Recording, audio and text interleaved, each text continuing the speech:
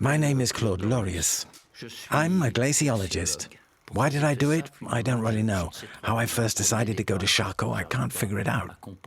I used to play football, everything was fine, I had girlfriends, and suddenly I said, I'm leaving to Antarctica for 1 year.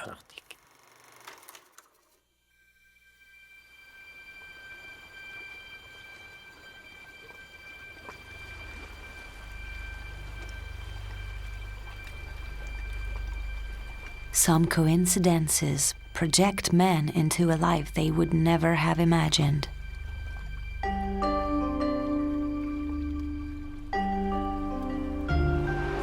At 23 and still a student, Claude's life took an unexpected turn.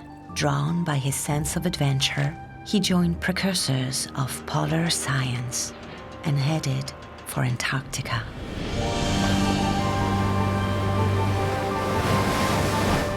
Discovered 100 years earlier, the continent was still mostly unexplored.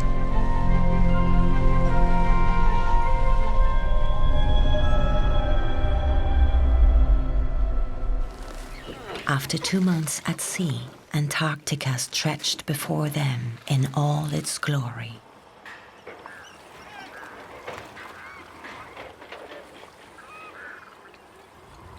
But the journey wasn't over. His team had to reach Charcot Station before the end of the brief austral summer.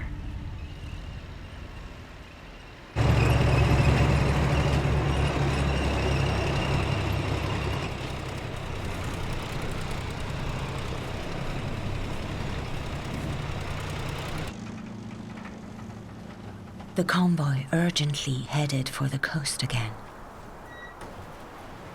At that moment, Claude and his 2 companions were overwhelmed by an acute feeling of solitude. They were about to winter for a year in a 24 square meter shelter. For sustenance, they would have to make do with a stock of hastily piled canned goods. Inside, the fuel stove was barely able to maintain a temperature above 0. Outside, the cold was complicating everything. They would need several days just to put together a simple weather tower. At the time, science knew nothing about the White Continent. Every day, Claude would collect meteorological data and study the snow. His mission was to understand why this part of the world is so cold.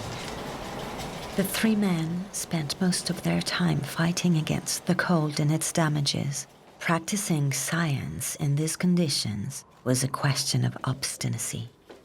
So began a 6-month stretch of darkness. Thankfully, magical moments lighted up the sky at times. Unforgettable sights.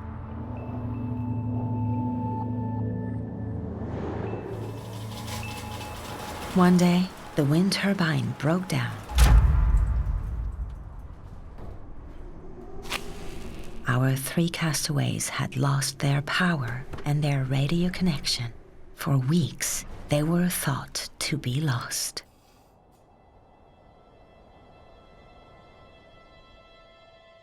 The mission was drawing to a close. Waiting for a replacement seemed to take forever.